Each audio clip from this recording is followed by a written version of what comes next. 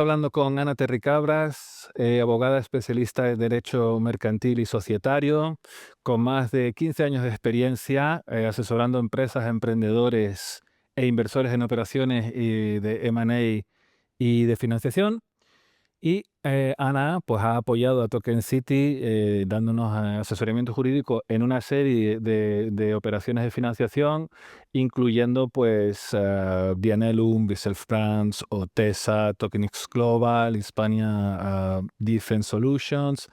Mucho trabajo con nosotros, así que estamos encantados de tenerte. Hola Ana, un placer saludarte. Hola Javier, gracias.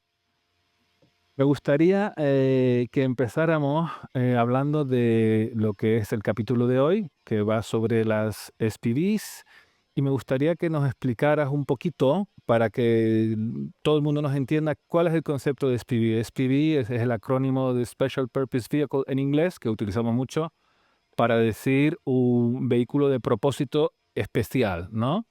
Entonces, ¿qué nos puedes contar al respecto para que de manera así, a lo mejor visual, para que la gente que quiera entenderlo y que pueda usar esta entrevista un poco como manual práctico, empecemos por eso? ¿Qué es una SPV y para qué sirve?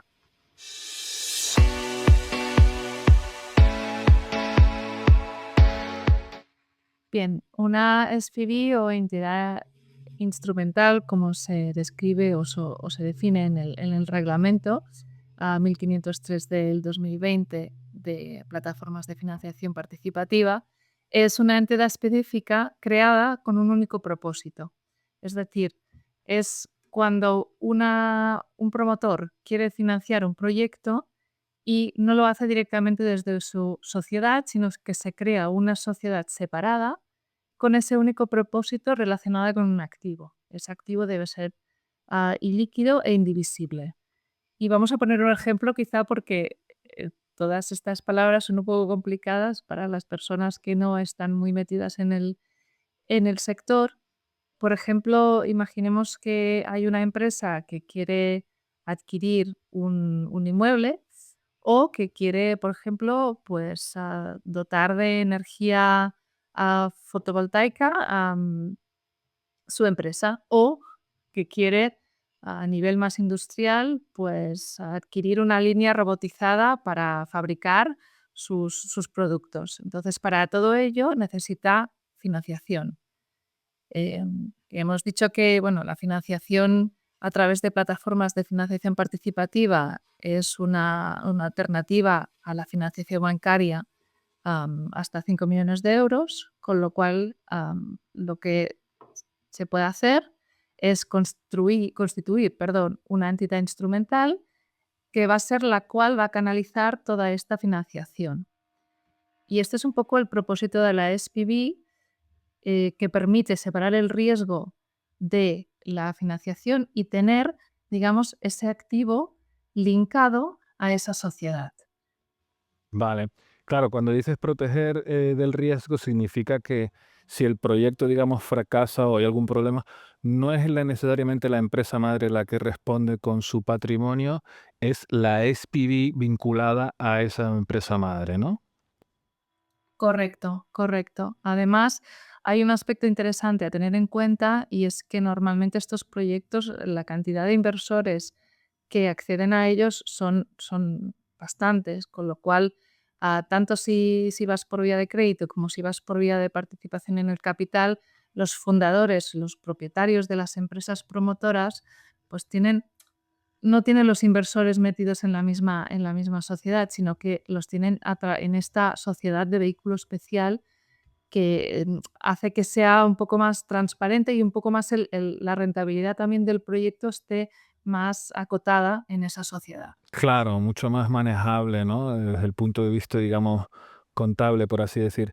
Vale, y entonces ahora, siguiendo con el aspecto, digamos, práctico, ¿por qué no nos guías un poquito sobre cuál es el proceso para crear este tipo de vehículo? Una empresa que diga, oye, vamos a crear un vehículo, como has dicho, ¿no? Para financiar un tipo de proyecto del otro. ¿Cuál es el proceso que hay que seguir en España? Pues el proceso es el mismo que constituir una sociedad de capital, ya sea una sociedad limitada o una sociedad anónima. Es decir, sí que es verdad que que tenemos que analizar exactamente el proyecto para poder recomendar a los promotores si es mejor constituir una sociedad limitada o una sociedad anónima, pero la constitución de la sociedad sería la misma. Vale, y entonces en ese sentido, ¿nos puedes resumir los pasos que hay que dar de forma concreta para crear un vehículo como este? Sí, los pasos son, en primer lugar, hay que darle un nombre a la SPV y para ello necesitamos solicitar que este nombre esté libre en el registro mercantil central. Después hay que abrir una cuenta bancaria que será a la entidad promotora la que va a abrir la cuenta para poder aportar todo el capital. Entonces, si es una SL, el capital mínimo son 3.000 euros y si es una sociedad anónima, el capital mínimo son 60.000 euros. Sí que es verdad que las aportaciones se pueden hacer de forma es decir, no, proporcional no, perdón, periódica, es decir, no hace falta tener los 60.000 euros al día uno, sino que se pueden hacer aportaciones sucesivas. Am, Después sería, pues, determinar un poco dónde está bueno, cuál es el objeto social, el domicilio social y después de todo esto, ir al notario y y otorgar la escritura pública de constitución, que hoy en día ya lo podemos hacer de forma telemática, con lo cual es mucho más eficiente y mucho más rápido. Y después estaría la inscripción en el registro mercantil y eso más o menos estamos al plazo de un mes aproximadamente. Ajá. Sí, y llama la atención que dentro de ese plazo de un mes, la mayor parte de ese tiempo, en principio, suele estar con el registro mercantil, ¿no? Que es el registro mercantil de la provincia, si no recuerdo mal. Con lo cual, bueno, oye, estamos avanzando, como has comentado, con la parte telemática, notarial, etcétera. Así que, oye, eso está muy bien. Me gustaría también que nos contaras un poquito, has mencionado sociedad limitada, sociedad anónima, distintas condiciones económicas para su constitución. ¿Por qué se elige una SL o una SA? ¿Qué tipo de proyectos están más orientados hacia un tipo de sociedad y hacia otro tipo? Bueno, esta es una pregunta súper interesante porque dependerá del proyecto de tokenización o el proyecto de financiación que quiera el promotor. Claro, la tokenización sí que tenemos la limitación, al menos actualmente, no sé si va a cambiar, pero que solo podemos tokenizar acciones, es decir, las participaciones sociales de una sociedad limitada no se pueden tokenizar, con lo cual, si la entidad instrumental que se crea es para dar entrada a los inversores en el capital, si queremos hacerlo tokenizado, tendremos que constituir una sociedad anónima. También tenemos una limitación si queremos hacer un proyecto de crédito, es decir, si nuestro proyecto de tokenización pasa por tener deuda, claro, si es una sociedad limitada tenemos un límite en el importe y además nos establece también la normativa que esa deuda tiene que estar garantizada. En cambio, con la anónima no hay esa limitación cuantitativa, con lo cual muchas veces lo que nos acaba pasando es que sí que hay un requisito de capital un poco más elevado, pero acabamos constituyendo anónimas porque te da un poco más de flexibilidad. Claro, vale. Y me gustaría, perdón, déjame repetir esto. Javi, sí, vale, empiezo. Vale, muy bien. Y además me gustaría que pasáramos a hablar del caso de emisores que vienen de otros países. En España tenemos una regulación, como hemos hablado muchas veces con la ley del mercado de valores y servicios de la inversión. Y me gustaría que comentaras un poquito qué ocurre cuando me parece que has utilizado la palabra promotor o el emisor, como se quiera llamar. eh, ¿Qué ocurre cuando son desde el extranjero? ¿Cómo funciona eso? ¿Cuáles son los requisitos? ¿Debe tener su NIE o su NIF? ¿Cómo funciona eso? Sí, en España tenemos una legislación que obliga a identificar de forma muy concreta a los inversores o a las personas extranjeras que quieran constituir o quieran ser administradores de una sociedad española. Entonces, en ese caso, si se trata de una sociedad que va a constituir a su vez la SPV en España, tenemos que tramitarle un número de identificación, un CIF, un código de identificación fiscal español, y eso, pues bueno, hay que ir a Hacienda y presentar una serie de documentación. Si es una persona física, que va a ser, también puede ser en el caso del administrador, si es una persona física, tenemos que tramitarle un NIE, y estos NIEs es un número de identificación de extranjeros que lo da la Policía Nacional, y también tienes que presentar una documentación. Se puede hacer también sin necesidad de viajar en España, porque se puede ir a los consulados de España en el extranjero, o bien podemos hacerlo a través de poderes. Sí, la verdad que yo en otras etapas lo he usado y esto del poder es una cosa, siempre que se hable con una empresa o un profesional adecuado, es la verdad que es una maravilla porque es muy directo, es muy útil, está muy bien. No, no es, digamos, telemático, pero es muy eficiente. Vale, y entonces, si está constituida ya la SPV, independientemente de dónde provenga el emisor o el promotor, ¿qué ocurre en el caso de que el proyecto en sí, del que se va a encargar de financiar esa SPV?